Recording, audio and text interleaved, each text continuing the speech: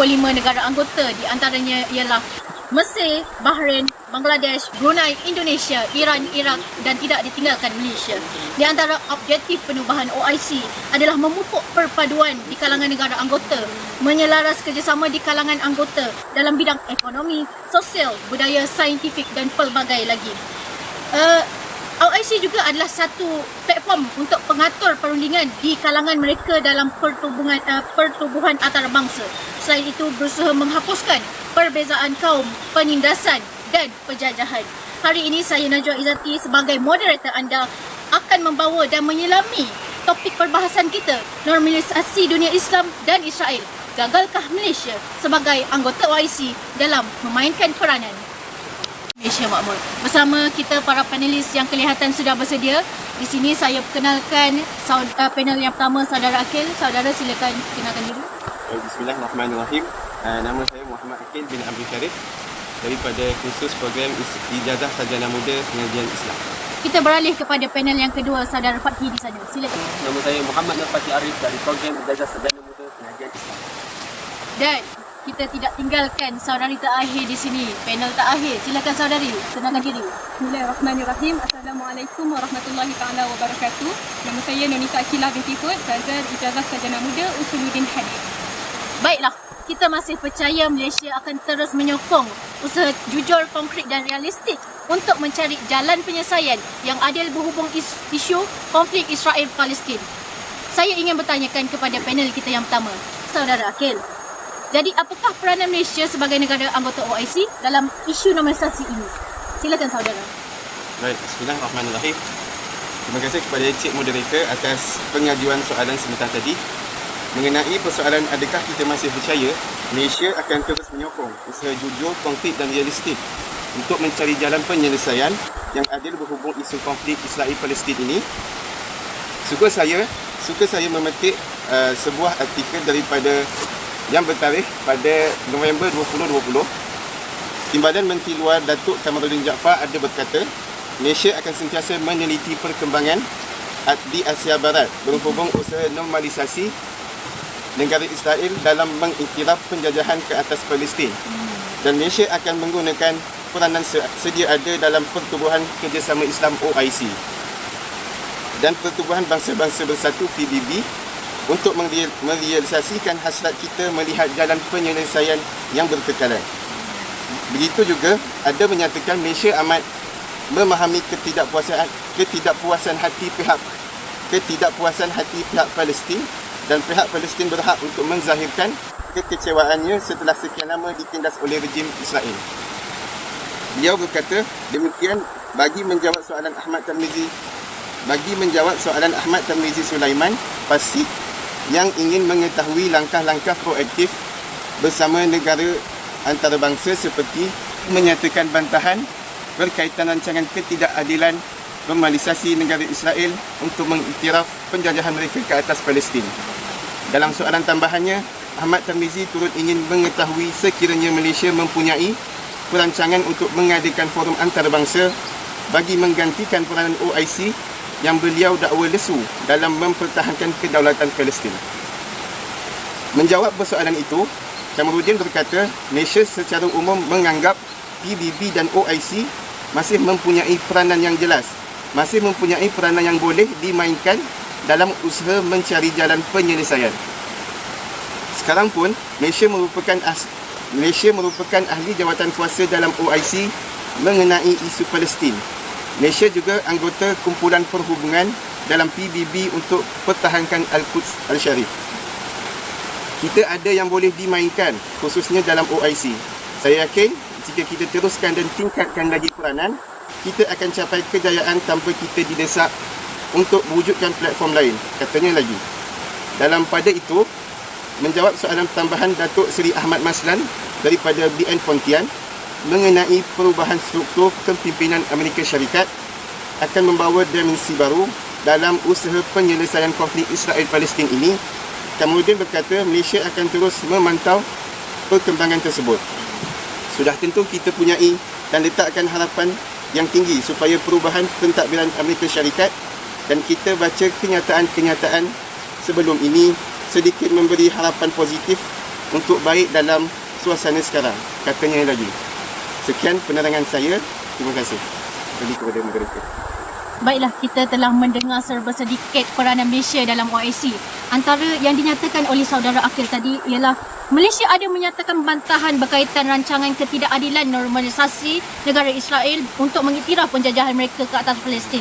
Jadi, setelah mendengar sedikit peranan dari Malaysia, kita ingin tahu sejauh manakah usaha Malaysia setakat ini sebagai negara anggota OIC dan apakah sebenarnya sumbangan yang diberikan Malaysia kepada Palestin. Silakan saudara Fadli. Terima kasih. Bismillahirrahmanirrahim. Bagi menjawab soalan moderator tersebut, pertama sekali saya nak katakan memang soalan yang baik untuk saya. Okay. Bagi menjawab soalan moderator berkenaan sejauh manakah usaha Malaysia setakat ini sebagai negara anggota OIC. Okey, untuk pengetahuan para pendengar, Malaysia memainkan peranan yang aktif dalam pembangunan OIC seperti penumbuhan Bank Islam IDB atau menangani masalah yang dihadapi oleh negara-negara Islam. Antaranya adalah mengkritik campur tangan Rusia di Afghanistan, menyokong perjuangan rakyat Palestin, mengutuk dasar penguasaan etnik Islam di Bosnia Herzegovina dan membangunkan ekonomi serta sosial negara Afrika dengan membina infrastruktur ekonomi dan pembangunan. Okey, di sini saya akan berikan struktur ataupun dalam bentuk poin apakah peranan Malaysia dalam negara anggota OIC. Okey, yang pertamanya, Malaysia juga telah membuat pelaburan di beberapa buah negara OIC seperti Petronas di Iran. Yang kedua, bagi mengeratkan lagi hubungan ikatan silaturahim itu antara negara Islam, Malaysia telah menganjurkan musabaqah Al-Quran pada tiap-tiap tahun. Dan yang ketiga, dalam bidang pendidikan pula, negara Malaysia turut memajukan pendidikan Islam seperti Universiti Al-Azhar di Kahirah, Mesir. Betul? Ya, betul. Yang ketiganya, negara Malaysia telah diberi kepercayaan untuk turut terlibat dalam beberapa jawatan kuasa atau kumpulan penting dalam OIC seperti kumpulan Bosnia Herzegovina, Kosovo, Palestin, Somalia dan Sierra Leone, di mana Malaysia adalah pengurusinya. Malaysia juga dilantik sebagai pengurusi dalam kumpulan 13 buah negara OIC dalam mengenai keganasan.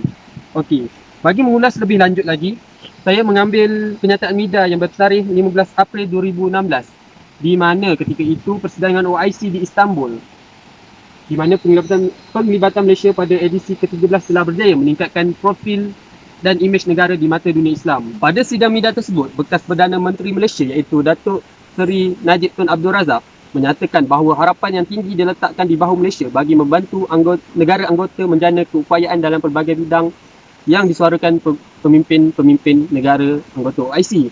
Okey, bagi persoalan bantuan Malaysia yang disalurkan Palestin yang diajukan oleh moderator, khususnya di Palestin khususnya, saya mengambil wawancara yang bertarikh 19 Februari 2020, yakni setahun yang lalu, selaku Ketua Eksekutif Aman Palestin berkata, bagi soalan perihal bantuan Malaysia yang disalurkan ke Palestin khususnya, saya mengambil wawancara yang bertarikh 19 Februari 2020, yakni setahun yang lalu, yang diadakan di Pejabat Aman Palestin di Bangi. Menurut Awan Sufian Awan Piut, selaku Ketua Eksekutif Aman Palestin berkata pada sesi media berkenaan dengan bantuan yang diberi Malaysia kepada Palestin. Menurut beliau, pada tahun 2019, Malaysia telah menghantar pelbagai peralatan perubatan ke Palestin melalui Jordan menggunakan pesawat khas, iaitu Air Asia. Peralatan perubatan yang dianggarkan bernilai 1.5 juta itu telah dihantar ke hospital yang terletak di Gaza. Menurut beliau lagi, banyak misi bantuan kemanusiaan yang dijalankan oleh badan bukan kerajaan, NGO Malaysia, untuk rakyat Palestin disalurkan secara terus tanpa melalui pihak kedutaan mereka. Sekian daripada saya. Tadi kita telah mendengar saudara Fatih menyatakan bahawasanya Malaysia ada menghantar bantuan kepada Palestin. Baiklah, kita beralih kepada topik yang seterusnya. Pada November 2020, Malaysia ada menyatakan untuk berdiam diri dalam isu normalisasi dunia Islam dan Israel. Jadi saya ingin bertanya kepada saudari Nisa Akilah. Saudari, adakah saudari bersetuju dengan tindakan Malaysia yang berdiam diri dan menjadi negara berkecuali dalam isu ini? Terima kasih kepada Cik Moderator. Bagi menjawab persoalan yang ditanyakan oleh beliau, saya bersetuju negara kita Malaysia berdiam diri dan menjadi negara berkecuali dalam isu normalisasi dengan Israel. Baiklah, saya juga bersetuju dengan ucapan yang dilakukan, yang dibuat oleh Datuk Kamaruddin Jaafar iaitu Menteri Luar kita bertarikh pada 9 November 2020 di sidang Dewan Negeri. Beliau ada berkata bahawa kerajaan kita Malaysia sangat komited dalam menangani isu ini dan kerajaan Malaysia kita sentiasa berusaha untuk menangani isu ini dengan cakna terhadap isu sekeliling termasuklah segala isu yang berlaku di rantau Asia Barat. Malaysia turut mengambil kepentingan hubungan dua hala antara negara Malaysia dan juga negara-negara yang berada di rantau Asia Barat dan sentiasa memerhati isu ini dengan penuh teliti dan juga berhati-hati. Keputusan untuk menjalinkan hubungan diplomatik dengan mana-mana negara adalah merupakan hak mutlak sesebuah negara yang berdaulat. Dalam hal seperti ini, kerajaan Malaysia sendiri kan mengamalkan dasar tidak campur tangan dalam hubungan hal domestik negara-negara berkaitan dengan Israel dan prinsip ini juga ia tidak akan menggugat hubungan Malaysia dengan negara lain yang mempunyai hubungan diplomatik dengan negara Israel. Ataupun dalam konteks ini sebenarnya dimaksudkan bahawa Malaysia akan terus memantau perkembangan isu ini dari semasa ke semasa. Namun kerajaan Malaysia sangat menegaskan bahawa perubahan yang berlaku ini tidak akan menggugat langsung pendirian negara kita dan juga prinsip kerajaan Malaysia, betul? Okey, prinsip kerajaan Malaysia yang sentiasa menyokong pembentukan sesebuah negara yang berdaulat yang bernama Palestin dan melalui penyelesaian dua negara iaitu antara Palestin dan juga Israel sendiri. Berdasarkan kepada garis sempadan 1967 dan Baitul Maqdis perlulah diiktiraf sebagai ibu kota Palestin. Seperti yang dikatakan oleh panel kita yang pertama tadi iaitu saudara Akil yang mengatakan bahawa Malaysia memang amat memahami tahap kekecewaan rakyat-rakyat Palestin yang mana mereka ini setelah sekian lama ditindas oleh Israel iaitu negara haram tersebut dan Malaysia sentiasa akan menyokong terus usaha jujur dan juga konkret dan realistik untuk mencari jalan penyelesaian yang hadir dan berkekalan terhadap konflik Palestin-Israel ini. Dan ini berdasarkan peruntukan undang-undang antarabangsa dan resolusi PBB yang berkaitan, malah perkara ini juga dirunding dengan melibatkan pihak-pihak yang berkaitan. Terima kasih. Baiklah, terima kasih juga kepada saudari Nisa Akilah. Kita telah mendengar secara latar isu normalisasi ini dan kita akan menyelami lagi dan membincangkan isu ini secara hangat selepas ini. Teruskan bersama kami. Baiklah, kembali bersama kami. Sebentar tadi di pusingan pertama kita telah mendengar para panelis menerangkan mengenai isu latar, isu normalisasi dunia Islam dan Israel. Gagalkah Malaysia memainkan peranan sebagai negara anggota OIC? Jadi untuk pusingan kedua ini, saya ingin bertanyakan kepada panel kita yang pertama, saudara Akil. Adakah pertubuhan badan NGO bersuara dalam isu normalisasi ini ataupun bagaimana? Silakan saudara. Baik, terima kasih sekali lagi kepada Cik Moderator untuk soalan yang seterusnya. Sebenarnya, NGO di Malaysia sentiasa memberi bantahan terhadap pelan Israel untuk mengilhakan tebing barat dan lembah Jordan jelas membuktikan ia menolak apa sahaja bentuk normalisasi penjajahan rejim Zionis ke atas Palestin. Sebelum saya bercakap lebih lanjut, makna mengilhakan adalah pengambil alihan wilayah sesebuah negara berdaulat secara paksa yang mana tidak mempersetujui mana-mana perjanjian antara kedua belah pihak. Itu maknanya. Baik, saya teruskan lagi. Pemimpin Palestin daripada Hamas, Khalid Mashal, ada juga menyifatkan Malaysia sentiasa berpendirian tegas dalam isu konflik Palestin-Israel ini di pentas antarabangsa termasuk di Pertubuhan Kerjasama Islam OIC. Beliau berkata, pandang Malaysia yang menyatukan ketua-ketua negara dalam isu Palestin adalah pendirian yang berani dan dihormati. Presiden Muslim Business Network Association of Malaysia, MUBIN, Haji Sahak Yassin berpandangan bahawa perlunya ada satu gelombang kebangkitan baru untuk menentang normalisasi antara negara-negara Islam dengan Israel. Tambahnya, kerajaan Malaysia perlu lebih agresif menggunakan hubungan diplomatik khususnya dengan negara-negara serantau agar tidak menormalisasikan hubungan dengan Israel. Menurut kata Cik Nurul Akilah daripada Persatuan Kebangsaan Pelajar, Islam Malaysia PKPIM, hakikatnya normalisasi ini adalah tidak normal. There's nothing normal about this normalization. Ia hanya menguntungkan kuasa penjajah dan perampas iaitu Israel. Jadi sebenarnya saya melihat duta dan NGO sentiasa bersuara dalam isu normalisasi ini. Namun kita hanya menunggu gerak langkah dan kerajaan Malaysia apakah yang selanjutnya. Adakah kita masih mengambil langkah berdiam diri dalam isu normalisasi ini? Dengan ini saya teruskan kepada Cik Moderator. Sekian, terima kasih. Baiklah, kita telah mendengar penjelasan dari pihak NGO tadi. Saudara Akil ada menyatakan, adakah kita masih mengambil langkah berdiam diri dalam isu normalisasi ini? Untuk menjawab persoalan ini, saya ingin bertanyakan kepada saudara Fatki. Saudara, apakah sebenarnya situasi yang berlaku di negara Palestin dan benarkah normalisasi dunia Islam dan Israel ini menguntungkan mereka? Silakan. Terima kasih untuk soalan yang diberikan moderator. Saya rasa ini soalan yang memang ramai ingin mencari jawapannya atau tertanya-tanya. Jadi apakah normalisasi, apakah yang berlaku di Palestin dan adakah normalisasi ini di antara Palestin dan Israel ini menguntungkan mereka, yakni Israel atau Palestin? Okey.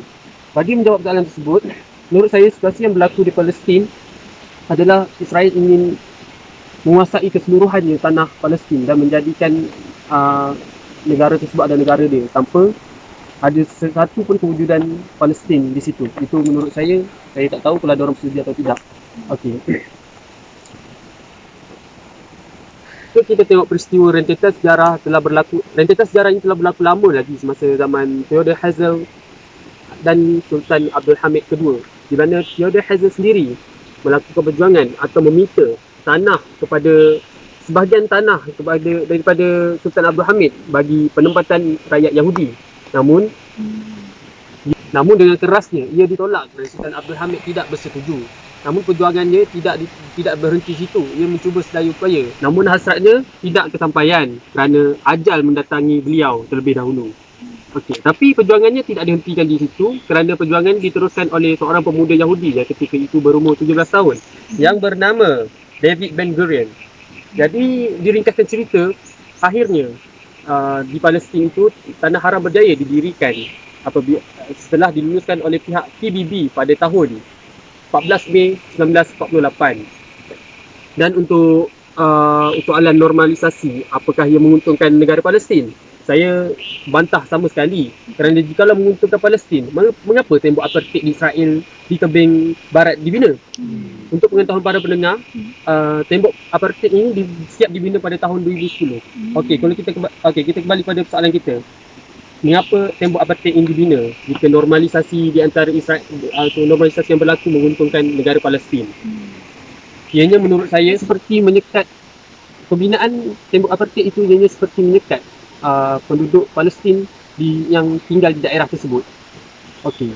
Di samping itu, menurut sumber dari United Nations Conference on Trade and Development bertarikh 5 Ogos 2020 menunjukkan ekonomi Palestin berada dalam keadaan yang amat dikhawatiri. Jadi NKK negara dijangka akan merosot sehingga 3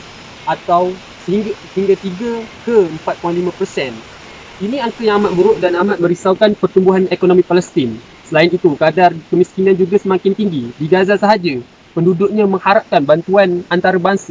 Di Gaza sahaja, sebanyak 80% rakyatnya mengharapkan bantuan antarabangsa.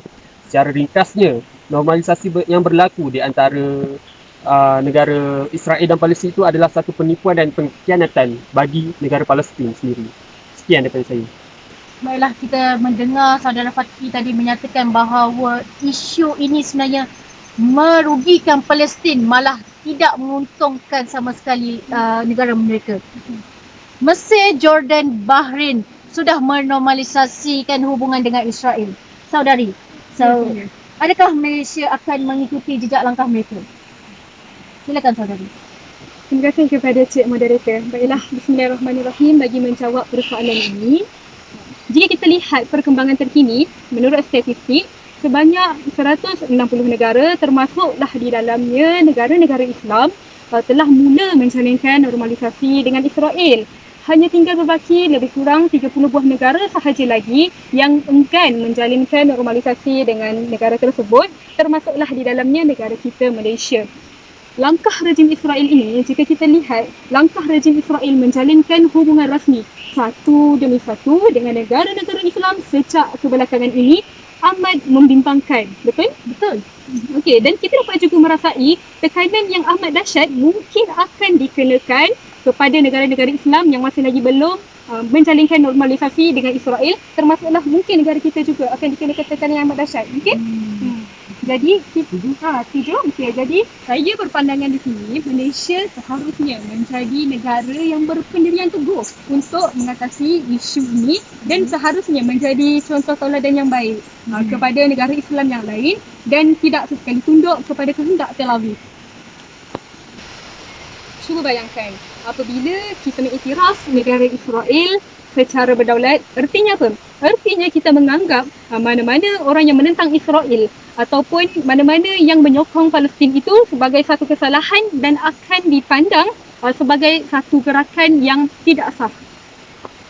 Jika normalisasi ini berlaku di seluruh dunia dan negara-negara Islam juga terlibat dengannya, secara tidak langsung ini akan memberikan implikasi yang amat dahsyat dan juga besar kepada negara Palestin sana dan juga saudara-saudara seakidah kita yang berada di Palestin sana. Dan kita akan lihat isu Palestin ini akan dipadamkan dan perubahan naratif akan berlaku, akan bertukar bagi sesiapa yang mengangkat isu Palestin ataupun bagi sesiapa yang cuba menentang Israel ataupun bagi sesiapa yang cuba untuk membantu Palestin akan dilihat sebagai teroris, iaitu sebagai pengganas. Okey? Yang mana pengganas ini mengancam kestabilan Israel. Dek kerana apa? Dek kerana Israel tadi telah diiktiraf oleh majoriti negara di dunia ini. Dan ini semua boleh membawa kepada berjayanya rancangan Yahudi yang sekian lama telah menyusun strategi demi strategi agar negara mereka diiktiraf oleh majoriti dunia. Dan jika kita lihat daripada sudut lain para panel dan juga hadirin sekalian, seandainya lah Malaysia mewujudkan normalisasi Israel ini, pasti akan ada suara-suara sentimen negatif dari negara-negara yang tidak mengiktiraf Israel sebagai sebuah negara. Contohnya negara Turki, yang mana negara Turki memang mereka tidak mengiktiraf langsung Israel ini sebagai sebuah negara, dan ini mungkin akan menjejaskanlah hubungan kita dengan Turki ataupun hubungan kita dengan negara-negara yang tidak menjalinkan normalisasi ini. Dan ini akan membuatkan rasa hormat mereka yang pada mulanya terhadap negara kita Malaysia yang sentiasa menjunjung kedamaian dan menyokong Palestin ini makin lama makin pudar, makin lama makin berkurang rasa hormat mereka terhadap kita. Dan jadi sudah tentu ini sedikit sebanyak akan mempengaruhi pula lah dari segi politik, dari segi pentadbirannya akan mempengaruhi pula penyesuaian perjanjian perdagangan ataupun bilateral antara negara kita Malaysia dengan negara-negara yang tidak mengiktiraf Israel sebagai sebuah negara berdaulat. Dan senada dengan ini, saya menilai minusnya lebih cenderung kepada keranahan ataupun keruntuhan hubungan politik dan juga diplomatik. Jadi tambahan lagi, satu lagi yang ingin saya sampaikan, perkara ini juga mungkin akan dinilai akan adanya berlakunya gejolak di dalam negara kita iaitu Malaysia, khususnya masyarakat Malaysia yang mana mereka ini lebih memiliki hubungan batin dengan rakyat Palestin di sana. Dan begitu juga ini akan membuatkan rakyat Palestin sangat berduka cita terhadap negara kita kerana pada mulanya negara kita menyokong mereka tetapi akhirnya berpihak kepada Israel, yang mana Israel ini sentiasa berusaha untuk menghancurkan Palestin. Itu saja daripada saya. Baiklah, kita telah mendengar kesemua panel kita berhujah dan menyampaikan pendapat masing-masing. Terima kasih para panel. Namun setelah mendengar pendapat dari para panelis, saya tertanya-tanya, adakah isu normalisasi ini membawa keamanan atau sebaliknya? Saudara Akil mungkin ada jawapannya? Baik, pada pendapat dengan saya, adakah normalisasi ini membawa keamanan? Bagi saya, dia sedikit sebanyak memberi kesan tetapi tidak memberi impak yang besar kepada rakyat Palestin yang ditindas ini. Saranan saya, pertubuhan OIC dan PBB perlu lebih bergiat lagi mengerahkan usaha dan tenaga demi meneruskan misi bantuan terhadap rakyat seagama kita ini. Jadi sekian jawapan dari saya. Baiklah, terima kasih saudara Akil. Sebentar tadi saudara Fatki ada menyatakan bahawa negara-negara yang menandatangani normalisasi dengan Israel adalah pengkhianat. Jadi saya ingin bertanyakan, benarkah negara itu dianggap sebagai pengkhianat? Saudara Fadli? Berbalik pada soalan yang Najwa, saya perbetulkan tidaklah saya mengatakan pengkhianat kepada mereka yang menandatangi normalisasi tersebut, tapi saya menunjukkan pengkhianatan itu adalah kepada negara Israel itu sendiri. Okey, sebenarnya berbalik pada jawapan yang diberikan oleh Akil, di mana keamanan itu akan wujud tapi dalam jangka masa yang pendek, itu memang saya setuju. Di mana kalau saya nak uraikan lebih lagi, di mana jika negara-negara yang menandatangani perjanjian damai di antara normalisasi di antara negara Palestin dan Israel itu, ianya bukan melibatkan Malaysia, mereka pun yang menandatangani, tapi melibatkan negara Israel dan Palestin itu sendiri. Contohnya ketika mana telah berlakunya gencatan senjata ataupun yang orang kata normalisasi ni, yang di antaranya adalah usaha gencatan senjata. Apakah ia berlaku dalam, jika menurut sejarah, adakah dia akan berlaku berterusan? Sedangkan kalau kita tahu gencatan senjata ni telah berlaku banyak kali, namun Palestin seperti dikhianati dan orang kata berbalik kepada mereka cuba untuk menyerang Israel menyerang balik. Benda ni seperti satu Tiada kesudahan. tiada kesudahan. Walaupun sebenarnya benda tu berlaku disebabkan oleh bibit-bibit keganasan yang dibuat oleh Israel dan membuatkan negara Palestin itu menyerang balas mereka. Sedangkan itu ada tindakan mempertahankan diri, itu menurut saya. Untuk simpulkan forum kita hari ini, saya bertanyakan soalan terakhir kepada saudari Nisa kita. Saudari, benarkah sebenarnya Malaysia gagal dalam memainkan peranan sebagai negara anggota OIC? Baiklah, terima kasih kepada Cik Moderator. Pada pendapat saya, Malaysia sebenarnya bukanlah gagal dalam menjalankan peranan ini. Cumanya Malaysia ni sedar diri. Tahu negara kita ini tidak begitu berkuasa berbanding dengan negara-negara yang menyokong Israel dan juga Israel itu sendiri. Jadi Malaysia mengambil langkah selamat dengan berdiam diri, dan juga dalam masa yang sama Malaysia sebenarnya, saya yakin dan percaya Malaysia sendiri, kerajaan kita sendiri menyusun strategi dan juga memikirkan bagaimana untuk membantu Palestin dengan menurut kemampuan negara kita sendiri. Begitulah. Baiklah, setelah mendengar jawapan dari para panelis, saya kembalikan soalan ini kepada para penonton. Normalisasi dunia Islam dan Israel, gagalkah Malaysia sebagai anggota OIC dalam menjalankan peranan? Hanya anda yang menentukan. Sekian. Terima kasih.